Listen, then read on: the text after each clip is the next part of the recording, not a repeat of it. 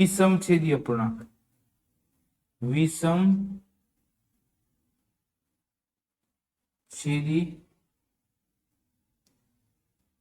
અપૂર્ણાંક એટલે શું?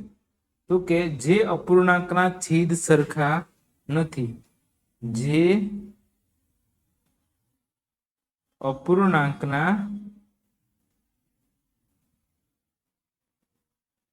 છેદ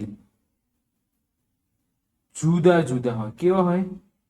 જુદા જુદા હોય તેવા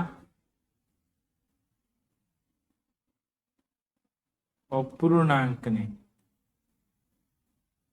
વિષમછેદી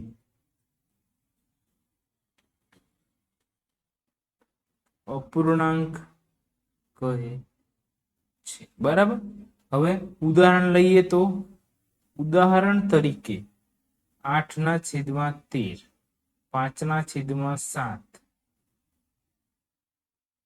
6/5, 8/9. તો અહીંયા જો અહીંયા 13 છે, છેદમાં અહીંયા 7 છે, અહીંયા 5 છે, અહીંયા 9 છે.